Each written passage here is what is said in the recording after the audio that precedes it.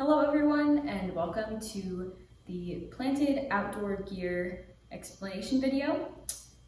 My name is Kate Dematatis and I am the administrator for Planted, at least right now in June 2026.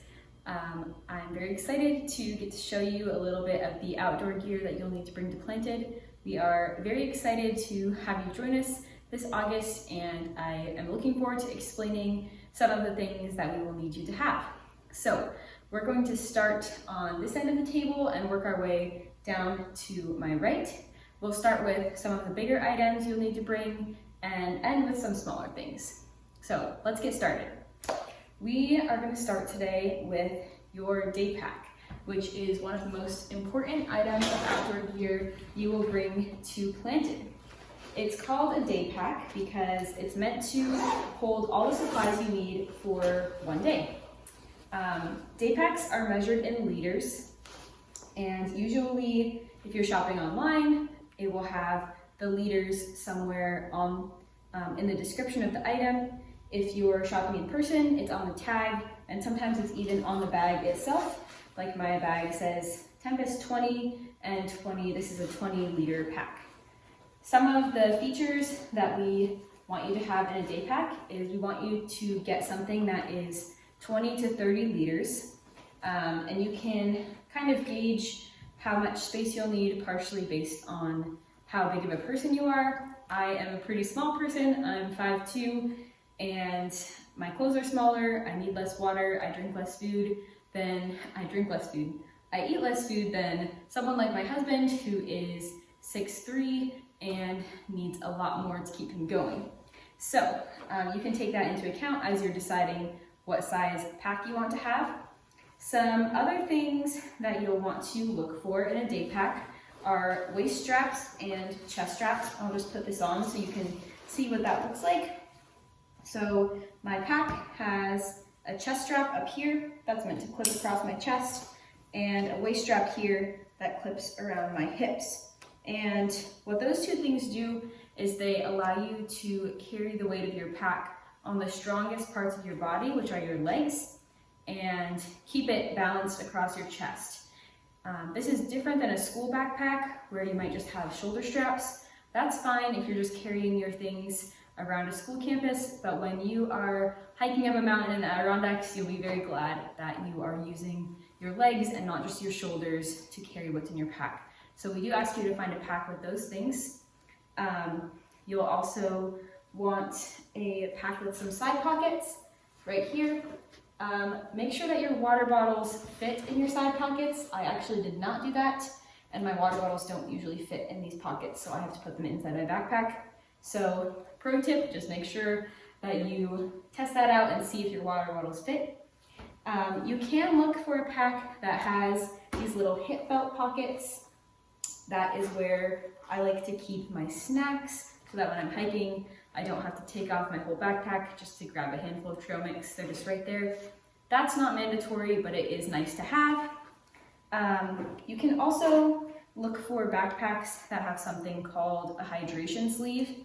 That is where if you have this kind of hydration system, which would be something like a Camelback or a Platypus, where there's a sleeve of water with a tube that you can drink out of, a hydration sleeve is where that goes in your backpack. So I can show you on my backpack, there is a little tab. I'm not sure if you can see this, but right at the top, there's a little tab with a water droplet that says H2O, and there's a pocket there for a hydration pack. Most outdoor backpacks are going to have that, but it's just something to look for if you're planning to use that hydration system. A couple brand names for backpacks, really well made packs would be by Osprey, which is my pack, Gregory, there's lots of other brands out there. You can also get a backpack that has all of these features that's not a well-known brand that will easily last you through the year. But this is a great thing to find at a website like steepandcheap.com that has discounted outdoor gear. Last year's model, they only have 2 of the same color left and they're selling them really, really cheap. One final thing that I'll note about packs is that often outdoor packs are sized. So if you are a lady, you'll want to make sure you're ordering a women's pack. If you're a guy, you'll want to make sure you're ordering a men's pack, and then often they also come sized. So since I'm a very small person, I have a women's extra small. There's a little tag on my bag that says that. But if you order your bag from some sort of outdoor store, they will have different sizes, and there will be a size chart that tells you what size you need to get. So that's backpacks. Next, we are going to talk about sleeping bags. A sleeping bag is one of the most important items that you will bring because this is what is going to keep you warm at night. And if you are warm at night, then you will sleep better. And if you sleep better, then you'll have lots of energy to do all the things that we're going to do during your time here. So this is my sleeping pack. This is my sleeping bag.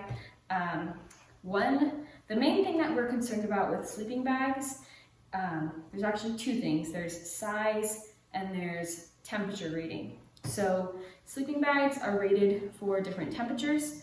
We want you to have a sleeping bag that's rated for 20 degrees.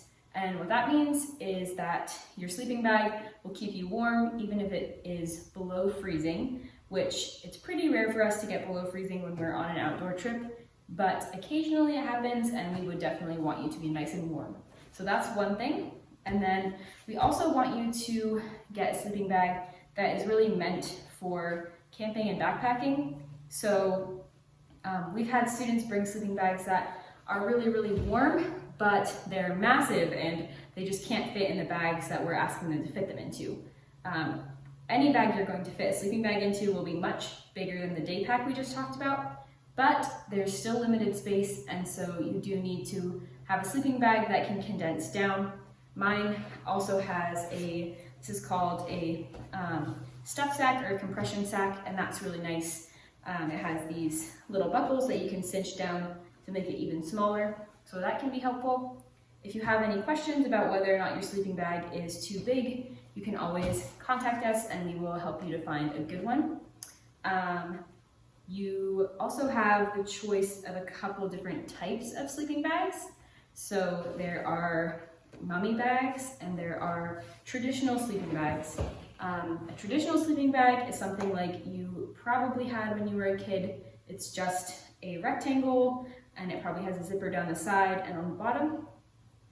That's fine for you to bring as long as it has the other qualities that we discussed. A different type of sleeping bag that is sometimes a little more common in the camping world is called a mummy bag, and that has a shape that fits more to the shape of your body. So it's narrower at the bottom, gets wider towards your shoulders, and then it has a little hood that you pull over your face to keep your head warm at night. That's what mine is. I have liked that because it really helps me to keep my heat inside the sleeping bag, but it's not necessarily mandatory. So sometimes when you go to outdoor stores, you can even try different sleeping bags out and they have like a flat area. So that's something that you can do if you have questions about how those different types of sleeping bags feel. You can also bring a camping pillow if you would like one. My sleeping bag actually has a little sleeve in it that you can kind of like stuff an extra jacket inside or some extra clothes to kind of have a makeshift pillow. You can also find camping pillows or just a really small compact pillow. You're not going to have room for a regular pillow on most of the trips that we're going to go on. The next thing we'll talk about is sleeping pads. So I have two different types of sleeping pad here to show you. And just a couple things that the purpose of a sleeping pad, so you know what to look for. A sleeping pad is definitely for comfort because nobody wants to sleep on the cold, rocky ground with sticks poking into your back. That is not fun at all. But a sleeping pad is also really important for warmth. It keeps you insulated from the ground, which is usually colder than the air, and that's really important when we're camping in cooler temperatures. So I have two different types of sleeping pad here, and there's a third that I will mention as well. This is our first type of sleeping pad. This is an inflatable pad, and so it's almost like a tiny air mattress, and it inflates to about 3 inches thick, and it's very comfortable. This is specifically the Big Agnes Rapid SL insulated sleeping bag or a sleeping pad. You do want to make sure if you're getting an inflatable sleeping pad that it is insulated so that it will still keep you warm. This is probably the most expensive type of sleeping pad, so if you're not wanting to spend a lot of money, I would stay away from these. They can be really nice, but you do not want to cheap out on a inflatable sleeping mat, because the most likely thing that will happen, and we have had this happen before, is that it will get a hole in the middle of the trip and then you'll end up sleeping on the ground, and that is not fun for anyone. So this is a great option if you're ready to invest and spend a little more, but if not, there are still good options. This is our second type of sleeping pad. This one also inflates, but just the body itself is a little bit thicker. So I didn't take that one out because it's like a very thin material. This one is a little bit thicker. I'll just kind of show you. It kind of already has some padding to it, whereas that one is really just very thin and made to be filled with air. So this one still inflates, but it's a little bit sturdier and less likely to deflate by accident. So it's probably a little bit more mid-range price-wise and is a really great option. So that's the second type of sleeping pad. And then the third type of sleeping pad I actually don't have to show you, but that would be a foam sleeping pad. And they come in a couple different shapes and sizes. Some of them have like this bumpy foam, and they kind of have this accordion fold that squishes into like a rectangular shape. And then others are just a flat, thin piece of foam material, and they just roll up and you strap it to the outside of your pack. That can be a really great option. They are usually very affordable. They will never deflate on you, no matter how many sticks poke into them, and they're very lightweight. So that is a great option, and if you're interested in what that looks like, you can just go to an outdoor store online, like rei.com, and look up foam backpacking mat, foam camping mat, and some options should pop up there for you. Do make sure when you're looking for a sleeping pad that you get the right length and width, especially if you're a taller person. They do sell extra long sleeping mats, or if you're a side sleeper, you can get extra wide sleeping mats. So just keep those things in mind as you're looking at different options. Like sleeping bags, outdoor stores will often have an area where they have all the sleeping pads, either inflated or just unpackaged, and you can just lay them on like a flat table-like surface and try them out, which sounds kind of weird, but it can be really helpful if you're just trying to know what would be best for you. The nice thing is, even if your sleeping pad isn't the most comfortable thing in the world, you'll only be sleeping on it for a few days at a time, and it will be okay. So now we're going to move on to some smaller things that you wear on your body. We will come back to the water bottles and the hydration pack. So before we get too far into this, I'm just going to take a step back and kind of look at the bigger picture of what you want to wear when you are doing an outdoor trip. And the biggest word that you're probably going to hear if you've done any research into this is layering and layering systems. So I'm just going to explain a little bit about what those things mean. Layering is really important when you are hiking or exerting a lot of physical activity, doing something like canoeing or skiing, because you want to have the layers you need to keep your body warm if the temperature drops. But you also want to be able to take off some layers, because as you're sweating and exerting yourself, you want to have the ability to take layers off before you get too sweaty, because that could result in you getting cold really quickly.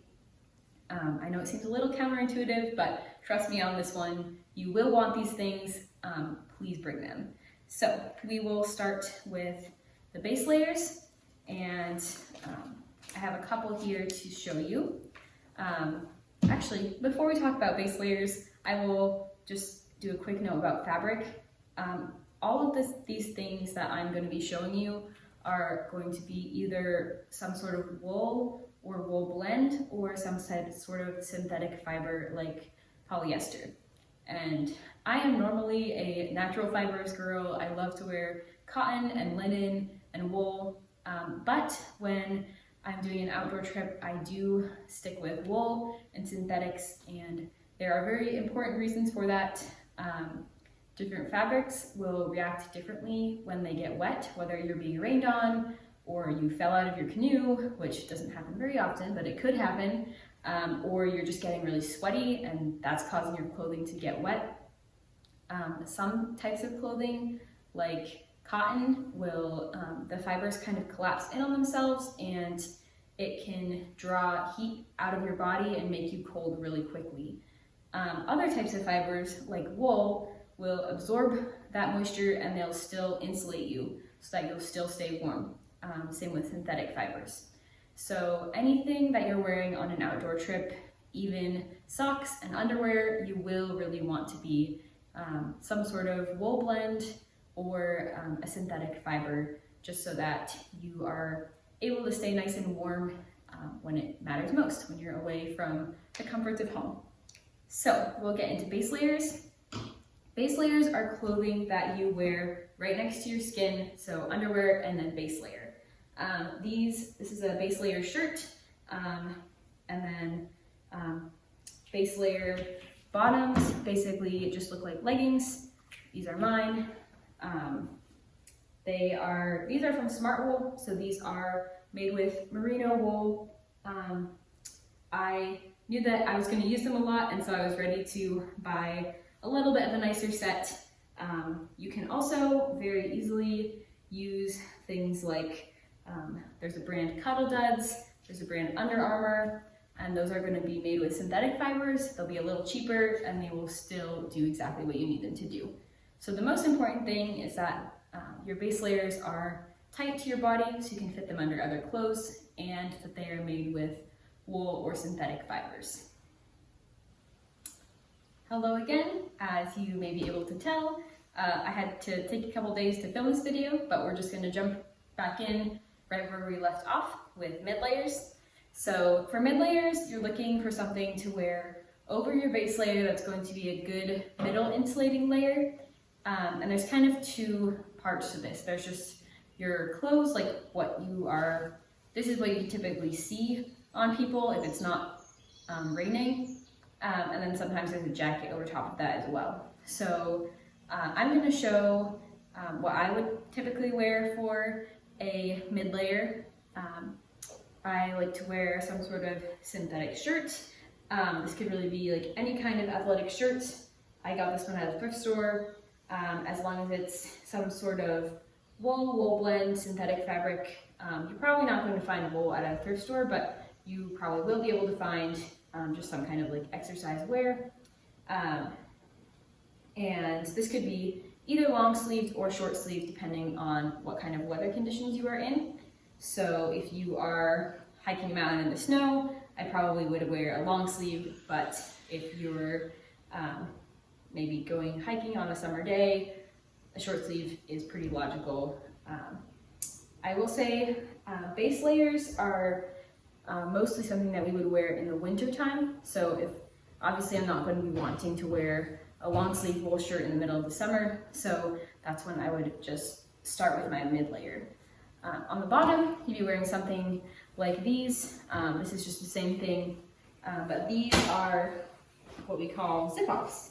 So you can see that right now, these are shorts, and then the legs, which have fallen to the ground. Here's just one leg. The legs have a zipper at the top that then can zip onto the bottom of the shorts and turn these back into pants.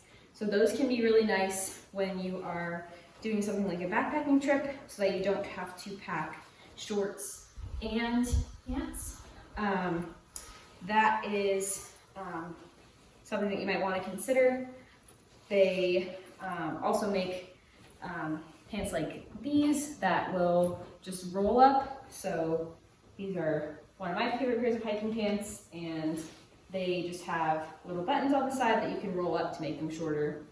Not quite shorts, but just a little bit more airflow. And then again, you just want something that has some sort of synthetic fabric. I also really love that these hiking pants have a drawstring instead of elastic and buttons. I really prefer that because these hiking pants will take a lot longer to wear out than something that has elastic, and they are not going to slip down, even if I'm moving a lot, scrambling over rocks, and my backpack is pushing down on my waistband. So sometimes they also make pants that have like a little clip belt that's built in, and those can be really nice too. So that's definitely not mandatory, but it's a really nice added feature that I like to look for when I'm looking for hiking pants. We also have on top some sort of warm mid layer. So this could be a fleece or it could be down. I have my down jacket. So this is my down jacket. It has a hood. You could get one with or without a hood. Yeah, there is both real and synthetic down. So real down would be made with feathers, synthetic down would be something else, probably polyester. So yes, a puffer jacket is an option.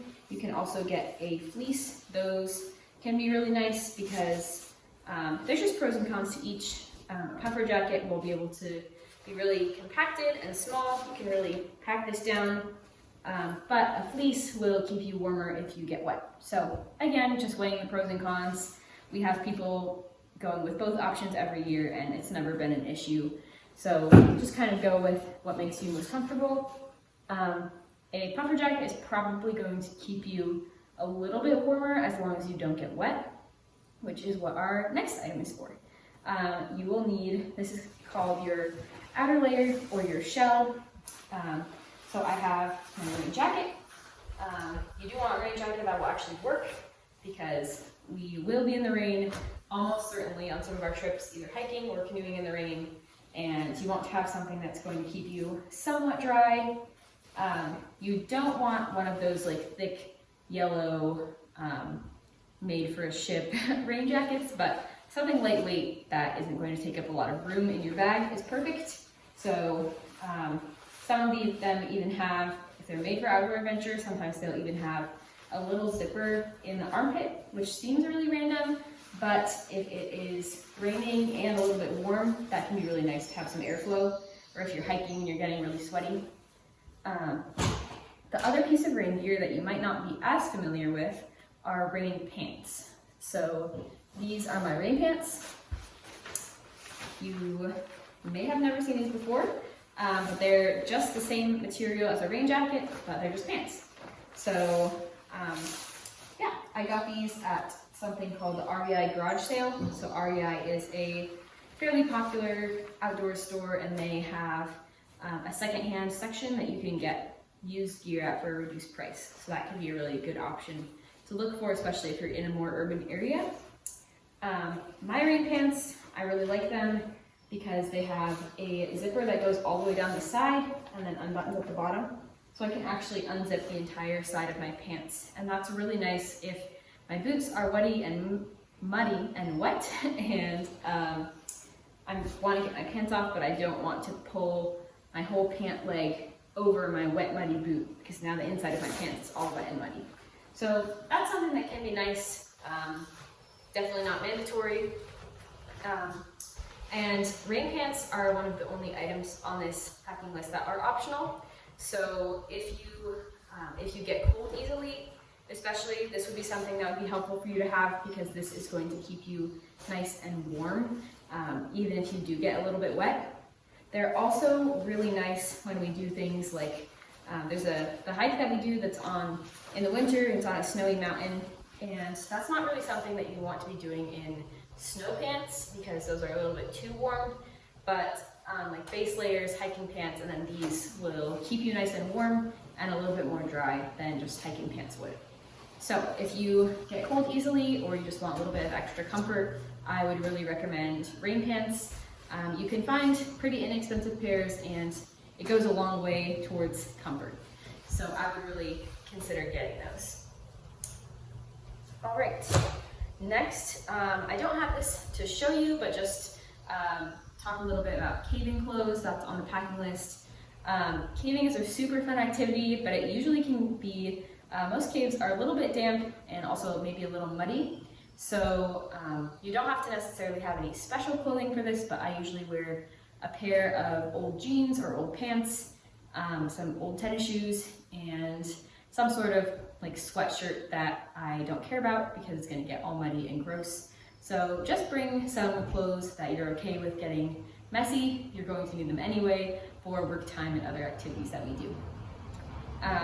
Footwear is a very important part of being comfortable on outdoor trips. So a couple things to talk about there. We'll do socks first. So we do have wool socks on our packing list, and please bring them. We aren't just being picky. Wool socks really are the best socks for hiking when your feet are getting all sweaty, for preventing blisters and keeping your feet warm when it's cold, which is a lifesaver when the temperatures start dropping. And you will definitely need that for the winter here. So if you absolutely can't find wool, synthetic is the next best option, but you do not want cotton socks because, again, those are going to once they get wet, they're going to take a really long time to dry, and if it's raining the whole trip, they're just not going to dry, and you're going to have wet feet the whole time. And then you get blisters, and it just won't be fun. So do yourself a favor and get some wool socks. You can find them for not super expensive. Two brands to be on the lookout for are Smartwool, which I have some Smartwool socks here, and Darn Tough. So those are two really well-known hiking socks. And Darn Tough is especially amazing because if you ever get a hole in your Darn Tough socks, they will actually send you a replacement. So you basically have a lifetime supply of socks, and they are great. So we talked a little bit about socks, and now we're going to talk about shoes. We have some hiking boots here. This is one of the things that you will need to bring with you. There are a lot of different brands, a lot of different styles of hiking boots, and a lot of them are totally fine to bring, but I'm just going to go over a couple characteristics that you should be looking for as you decide what to bring if you don't have boots already. So a couple things you want to be looking for are that your shoes are waterproof. That is very important. We will be hiking where it's wet and muddy, and having wet feet is one of the quickest ways to ruin your hiking experience. So make sure your shoes are waterproof. That's something that will be listed in the title of the shoe if you're shopping online, or if you're shopping on person, if there's like a little label on the box. Waterproof shoes also often have a little tag, mine is right here, that say waterproof on them, or there's like a little drop. So that's something to look for as well. You also want to make sure that your shoes have really good tread. So you see that my shoes here have some nice deep ridges, and that's going to help me grip on to slippery rocks, or if there's slippery leaves especially, that can be really slick. That's just going to help me have good traction. You can get hiking boots in different heights. So some are kind of look more like tennis shoes, others are mid-height, which come partway up your ankle, and these are more of a full ankle boot. We don't have as much preference on that. The most important thing is that you're comfortable, but if you know that you maybe don't go hiking as much, it might not be a bad idea to have some extra ankle support. I like having that, and yeah, just try some different boots on and see how they feel. In terms of outer materials, these boots are leather, but they do not have to be. There's lots of other materials that shoes are made out of, and that is fine. It is nice to have insulated boots. That is going to keep your feet a little warmer as well, along with your wool socks, which I'm sure you all will bring. Hiking boots are probably another one of the items that could get a little more expensive. So this is a good place to check out some of those discount outdoor stores that I've listed on our website or on the packing list, and also something like an REI garage sale where they sell slightly used gear at a discounted price. I was also going to mention that the fleece or puffer jacket, that could also be something that you might find at a thrift store. It might not be like the most name brand type, but as long as it's a warm, thick fleece and not just a super thin one, you should have what you need. Other shoes that we ask you to bring, I don't actually have this to show you. I was wearing them yesterday and then I forgot to bring them with me, are something to wear in the water. So we do go rafting and canoeing and you definitely do not want to be wearing your hiking boots for that because you have to step in the water and your feet are going to get all soaked, and that will take days to try out. So instead, we recommend that you bring either some sort of sandal that has a back strap, so no flip-flops, no Birkenstocks, something that has a strap that goes around your ankle, or at least around your heel. So something like Tevas or Chacos works really well.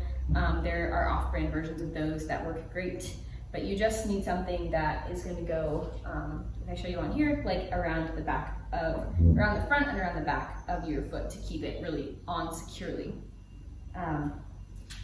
Another option, if you maybe don't want to be spending all this money on all this new gear, is I actually really like to use my old pair of tennis shoes as rafting shoes. It's not as ideal for canoe trips because they take a lot longer to dry out, so you just kind of have to tie them to the outside of your bag if you're not using them, and then you have to put very wet shoes on in the morning. But if you're looking to save some money, old tennis shoes can be an option that will work. So now that we've covered most of your clothing, I'm just going to go over a couple final things to make sure that you bring. One of them is snow pants. I do not have mine here at the moment to show you, but snow pants kind of come in two forms. There are the overall kind, which would come up over your torso and then have straps, and then there's just regular snow pants, which just look like regular pants, except they're very insulated and they're waterproof on the outside. Most of you may have this item already, but please do bring them because you will use them. It does snow quite a bit here, and then we also go skiing, and you will want them for that activity. You will also need some sort of heavy jacket. If you're bringing a puffer jacket, that may be enough. You would just have to wear a raincoat on the outside. If all you have is a fleece, you're going to want a warmer jacket in addition to that. So some sort of heavy winter coat. You may also want to consider bringing something that you don't care about as much to use on the farm because it can get really cold and you want to have something for that. So I have my puffer jacket, and I can wear that with my raincoat over it if I need to stay dry. And then I also have a separate farm coat that I use for winter on the farm. So it's up to you on that one, but I would definitely recommend bringing both some sort of warm winter coat, especially if you're only bringing a fleece, and then also something warm that you can use on the farm, so you might just want to pick a jacket up at the thrift store to use for that. Thankfully, you won't need that right away since you'll get here in August, so if it starts getting colder and you decide that's something you need, you could always order one online or check out our local thrift stores and pick one up there. Also, just a couple last minute things that you would wear on your body. You might want to bring some sort of sun hat. So this is just a super basic baseball cap. You could bring a more like full brim hat if you're more worried about sunburn. I do have one of those, I just couldn't find it. So that is something that I will sometimes bring on outdoor trips. You also want some sort of winter hat. You will definitely want this. It does get cold here, and we do things outside even when it's cold. So I would definitely bring at least one, if not a couple, winter hats. I just picked this one up at a thrift store, but they're also not super expensive. And then finally, some of you may have not heard of this item, but it is one of my favorite pieces of outdoor gear. I use it a lot. This is called a gaiter or a buff, and it's just a tube of fabric. So it just looks like a rectangle, but it's just sewn into a circle. And you can do all kinds of things with this. In the summer, you can put it over your head so it just sits around your neck to use as sun protection, or you could even pull it up over your ears. So I could just demonstrate that. You can use it as a headband, but you could go like this and pull it up over your head and then put a baseball cap on top like that, which my ponytail is a little in the way. And yes, it looks a little silly, but it will protect you from bugs and heat, and that is what you care about when you're hiking or canoeing. You can also, fold it up and use it more as a headband to soak up sweat. I've done that before. And yes, just a generally very useful thing to have. So they're not super expensive, and I would recommend picking one up. They are super nice to have and can serve a whole different variety of purposes. They're useful in the winter, they're useful in the summer. In the winter during farm chores, I'll do what I just showed you, but just put a winter hat on to keep my neck warm without a big scarf. So I would definitely recommend picking one of these up. They're pretty inexpensive on a website like REI or Steep and Cheap, things like that. So yeah, come in all different fun patterns and colors, and you would just want some sort of non-cotton fabric. I think this one's probably polyester, but I think you could probably also find them in like a light wool material. So that's a gaiter or a buff.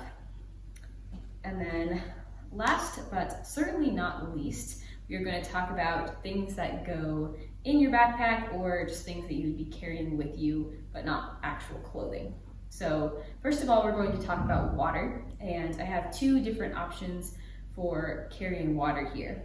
The first one is what we would call a water pouch or a water bladder. We talked a little bit about this earlier when we talked about the hydration sleeve in your backpack.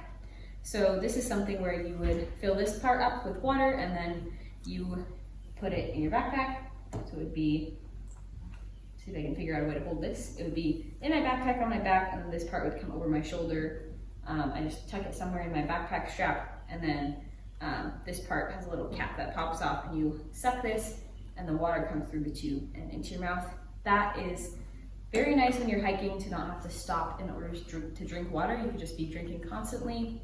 But if it's not something you think you would use after planted, it's definitely not a mandatory purchase.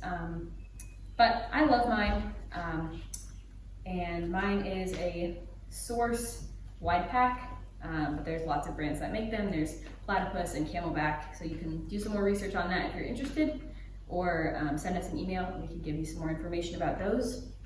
And then we also have water bottles, which I'm sure you all are familiar with.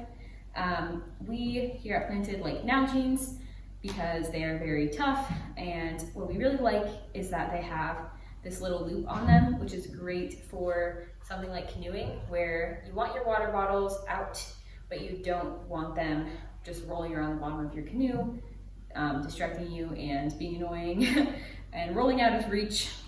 When we do something like canoeing, all of our stuff is going to be packed in a dry bag, which is basically a big rubber bag that rolls down and clips so that no water can get into it.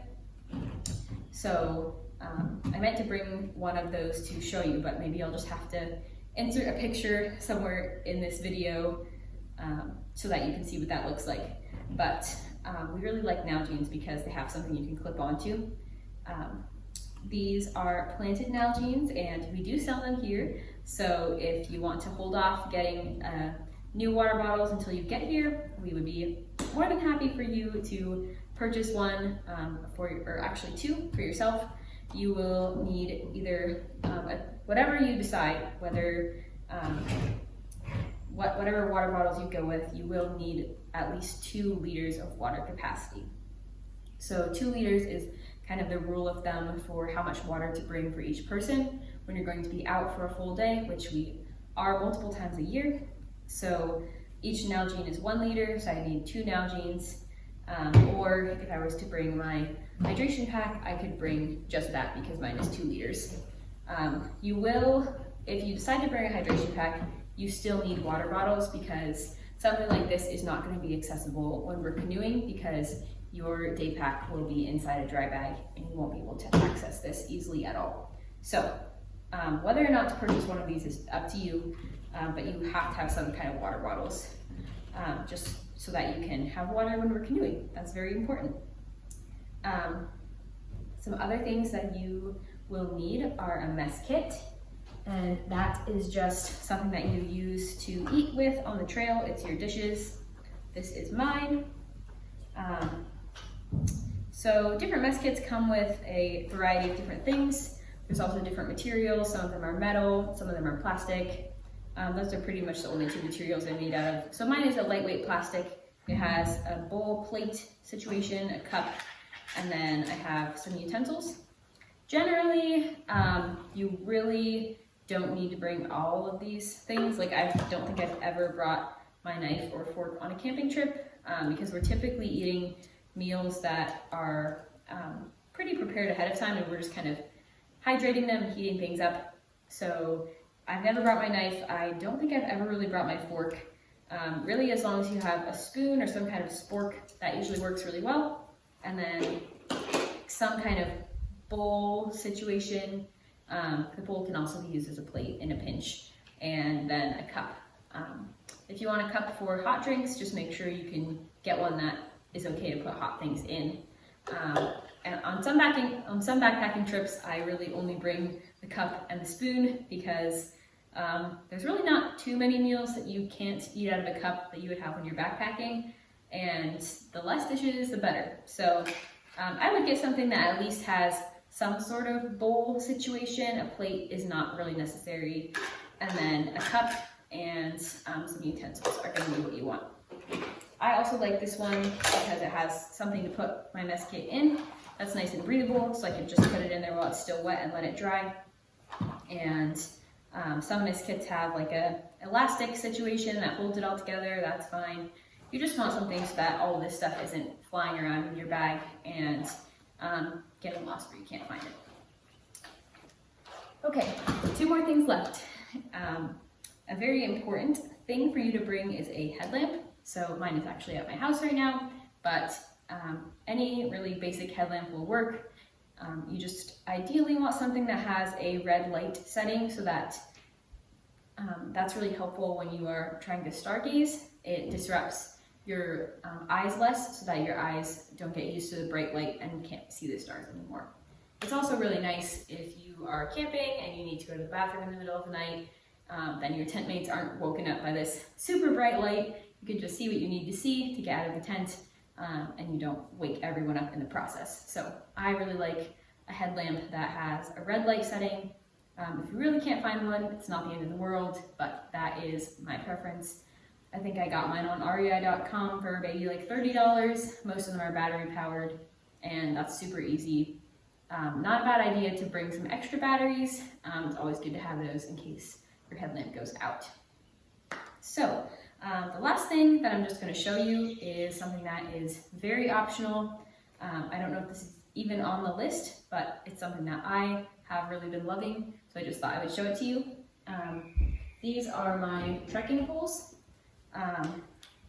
and these, they expand so that they're, it's basically like hiking poles. So I wear them like this, and they are much longer than this when they're extended. I can show you what that looks like, but these can be really helpful, especially if you have joint issues going up and down hills. This has just eased the weight so much on my,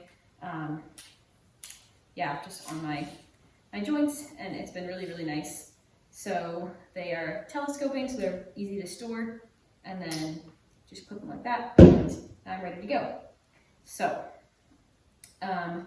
that could be something to look into if you are know that you have some joint problems, or that you might just need some extra help.